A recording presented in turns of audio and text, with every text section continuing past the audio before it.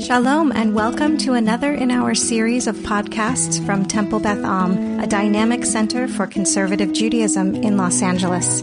This is a recording of a Shabbat sermon by Rabbi Rebecca Schatz. You all know how much I enjoy teaching on the Bima, and though I also love giving formal sermons, this week I started to create the source sheet that if you saw in the bulletin, you saw had many pages and many sources. And I realized, you know what? It'll be easier for me to get through this material and get to my point if I share it as a sermon. But I also wanted you to be able to see what those sources were. I began to read through the Parsha, and as I alluded to a little bit earlier, I noticed that so many of the laws that come as the rabbis believe, the first introduction to what turned out to be the 613 mitzvot, the 50-some odd laws that then turn into a longer list that equals then to 613. And I was surprised that so many of them, when reading through, connected kind of almost as like subsets to what the Ten Commandments are. I'm a very visual learner, and one of the ways that I learn best is by writing things out, almost by charting things. And so the way that I thought about it in my head was, Commandment 1 from last week with examples of laws that we were receiving this week almost falling underneath it, as if there was a header and then sub-content that went underneath it. So that's where this drash comes from. And if you're interested, if you didn't look at the source sheet that's in the bulletin, what you'll see on that source sheet is some of the ways that I come to the conclusions that are in this drash. So you don't need the source sheet for what I'm about to say, but some of those examples will be a little bit clearer if you have the verses in front of you. Sorry. Could you hear me while I was doing all that? Without the okay, great. Sorry, I didn't realize the microphone was so far away. So one of my favorite parts of, excuse me, there's something stuck in my throat. One of my favorite parts of the rabbinate is working with conversion students. They help me teach and think about elements of my life that are like mother's milk to me. And in teaching, I then question my own answers. I question whether I practice enough or really believe in something when I'm asked, but why? I think more deeply about halakha that I am asking a conversion student to hold by because I think it's important, but ultimately need to be able to explain the how and the why. For the past few weeks, most of my current 8 conversion students have asked the question, okay, so what do I do now while I wait for the mikveh to reopen? What else should I be doing? What books should I be reading? What classes should I be taking? What questions should I be asking and discussing? And my response to each one of them is exactly the same. Take the next step deeper into your process. You've read a book about Israel? Now read a book about American Jewry. You've made sure to buy kosher meat as a first step.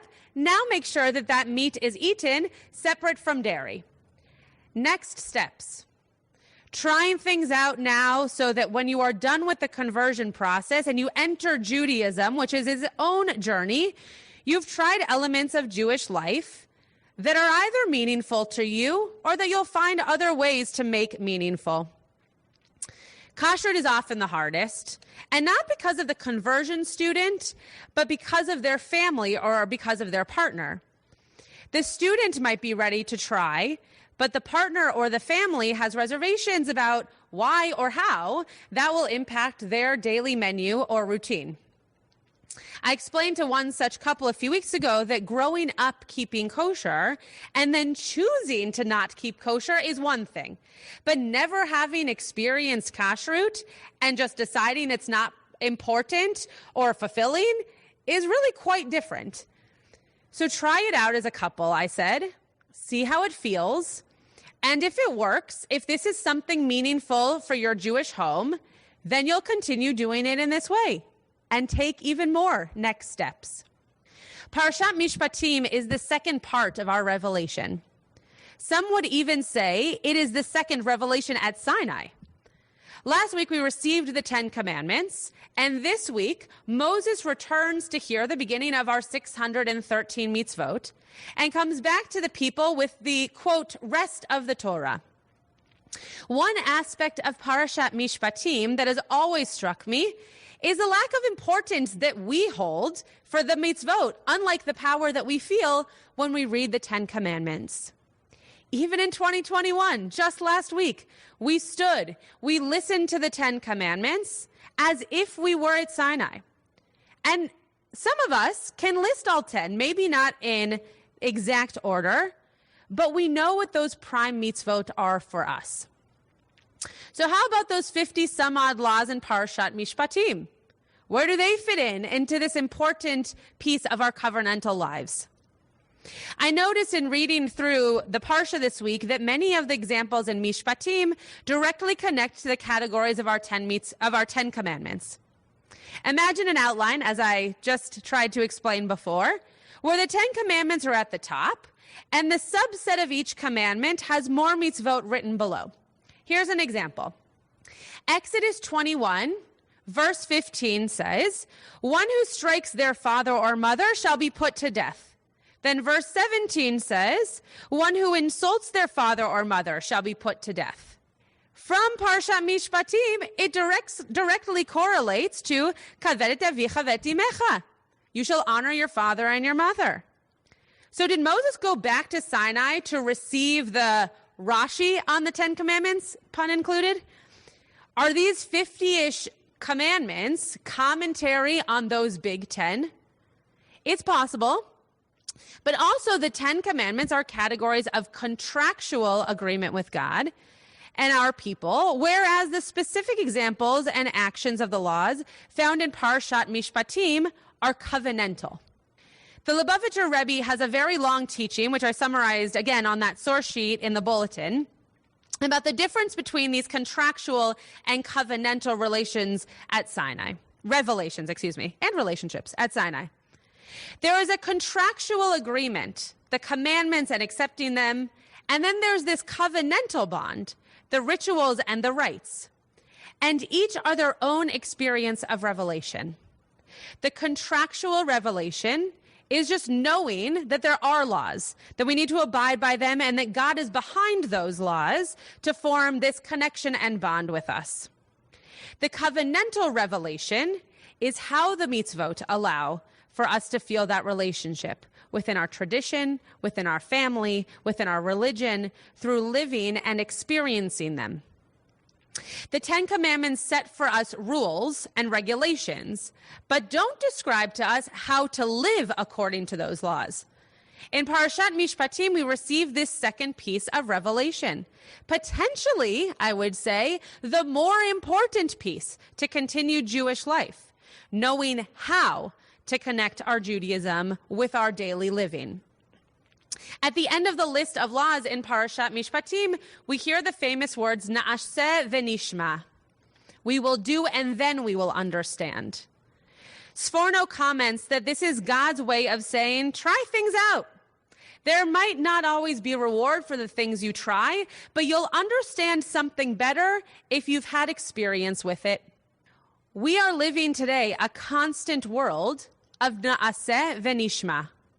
Because at times we just have to keep going on without knowing what might happen to plans made or how people react to something new. We're trying out new things to learn how to engage community, how to pray in solitude, how to teach without a classroom, how to travel the world without a plane ticket.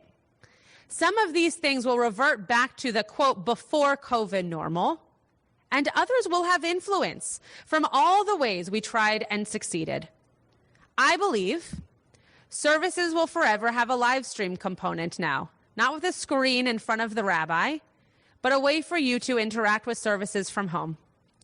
I believe all simchas will have a Zoom option. I believe all TBA programming will have virtual ways of including yourselves and participating. And all because we tried something and now we understand from a different angle and a different perspective. We've moved from the contractual aspect of spiritual community to the covenantal. We know what to do and what is needed, and now we're experimenting with how to make it part of our everyday life. The 10 Commandments of Jewish life are not changing, and the mitzvot that we try to take on and encounter daily are modifying to our experience and need in our lives today. So I hope that this Shabbat, we're each able to think, just like my conversion students, what's that next step? What's one more thing that I could na'aseh, that I could try, so that I could nishma, so that I could better understand? What's that next thing that my soul needs to do better, to connect to living the life that I'm being asked to live?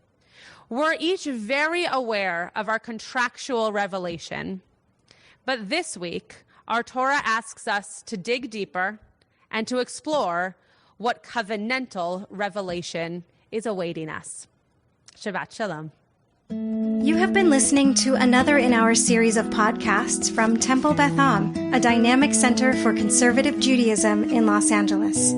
If you enjoy these podcasts, we invite you to write a review on the Apple Podcast site or wherever you get your podcasts. For more information about Temple Beth Am Los Angeles, go to tbala.org.